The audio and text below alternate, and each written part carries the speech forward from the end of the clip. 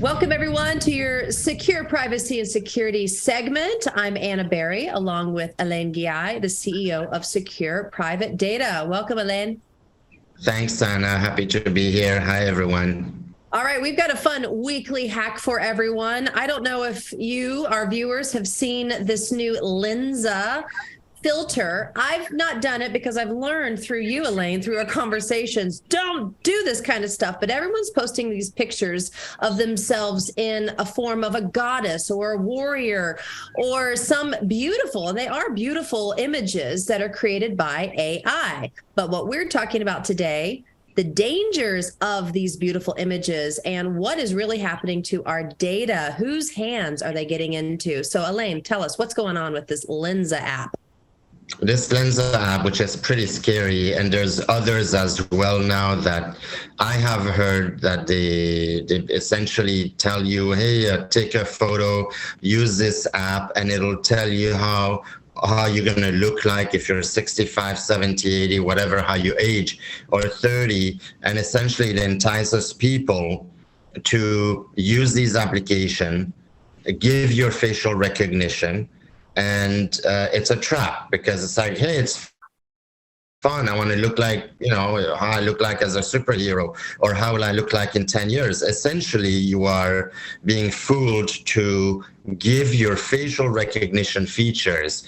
And this segment is totally perfect timing because yesterday I just got back from Switzerland after several months of being there. It's such an amazing place because you don't have any of these kind of nonsense. You have full freedom.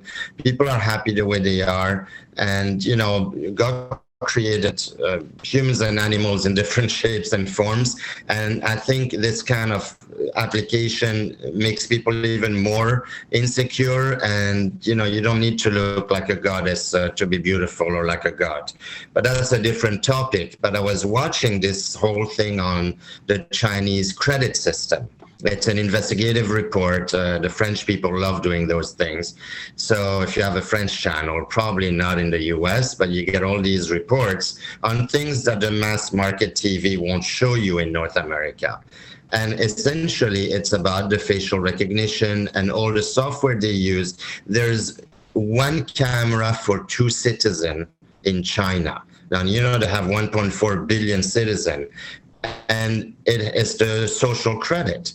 So if you don't buy Mao Zedong's book, or if you criticize the government, your score goes down. It goes down to you can't even take public transport anymore. If you have a great credit, you may get free water in a vending machine. It goes the gamut. I'm not saying, and as what's interesting is that they have a lot of people they interview, both in the US and China. And this whole credit score system, the social credit, means you have to be a good citizen and mold, and you're put in a box. Essentially, you have to follow rules. This was modeled after the credit system in the 1950s or 60s, the financial credit system that was created in the US. Because the Chinese said, how come, financially speaking, people in the US are responsible, but in China, they were not, and they cheat, and this and that. So they created this controlling thing. Now, the good news in the US, you don't have a social credit system yet, but these applications that you give your entire facial feature, you're giving away data. Now, the big problem, besides giving away your entire life and, DNA and data, those DNA service too, like who was my great-grandfather? Well, you're giving away your whole DNA, by the way, when you do this testing, this gene testing. What's happening is who is storing that data? Mm-hmm. And are they safe enough to store, No, they're not, because we all know everybody gets hacked. Like, we all go through that. And the big companies who are more interested in exploiting your data as opposed to safeguarding it will spend more money on capturing that data as opposed to safeguarding it. It's just like your emails, the same thing. So it's scary. Right. And none of us are reading the fine print. I mean, maybe you are, but no one's reading the fine print of what they're actually going to do with our data, our image. And we're all guilty. If you've ever posted a picture on social media, They stole it. They've got it. Who knows what they're going to do with it? But that's why we're here talking about this, because I am reducing my social media footprint due to our conversations. I am making decisions differently when it comes to sending emails, sending my personal information. So let's tie in where Sekur comes into it, because it's really hard to wipe out all possible types of intrusions of our data, but we can take small steps. Tell us some steps that we can use your service. Absolutely. So at Sekur, the prime directive is to keep your privacy. So whether you use Secure Mail or email service, Secure Messenger, next year we're launching Secure Voice, Secure VPN. Whatever you do with Sekur, you know that it's stored in our own infrastructure in Switzerland. So it is not hosted with a third party hosting like a big cloud, like the big ones that we know.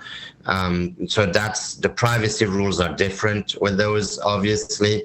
And we also do not lend your data. We don't sell it and we don't rent it. I was reading something. I think the data lending business is $185 billion a year business. So when you do a selfie or you give away or you use a big tech email or service, you are basically making close to 200 billion a year for the other big companies while they are exploiting you. I kind of just thought about it right now. It's basically data slavery. Okay, I'm coining it now. Data slavery is you are basically giving away, you are forced to give away your private life, your entire data down to your facial feature now, because now you can pay with facial feature too. It's slavery because you're not being paid and you don't have a choice.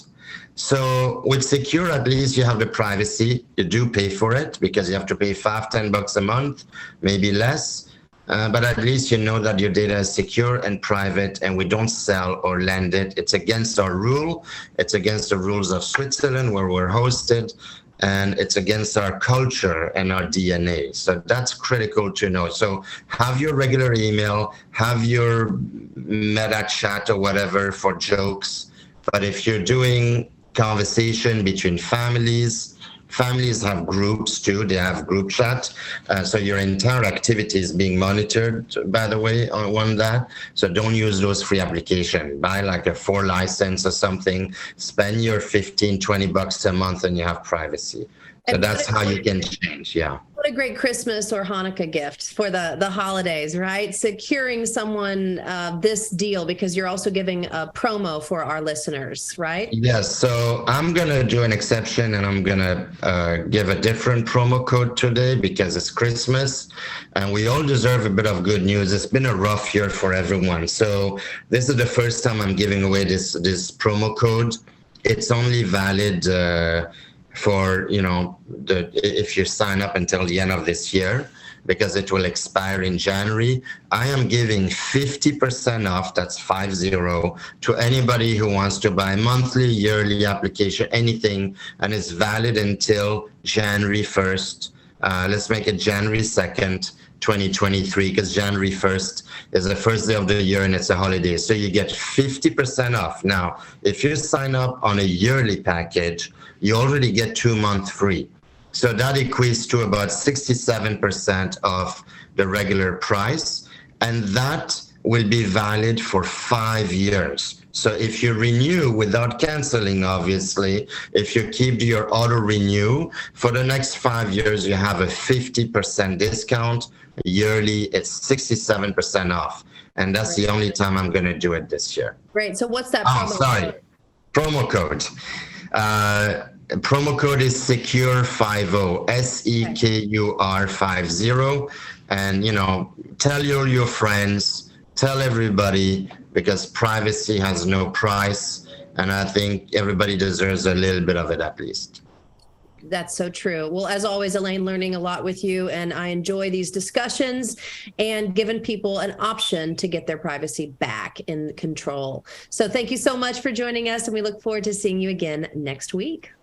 Thank you, Anna. And in case next week there's no show, because I'm not sure they will air it or not, I want to wish everybody a Merry Christmas, because it is Christmas and it's the religious holiday, I think the most celebrated in the world. I think everybody can acknowledge that. And a happy new year and good health and prosperity for next year. Wonderful. Thank you so much. Thank you.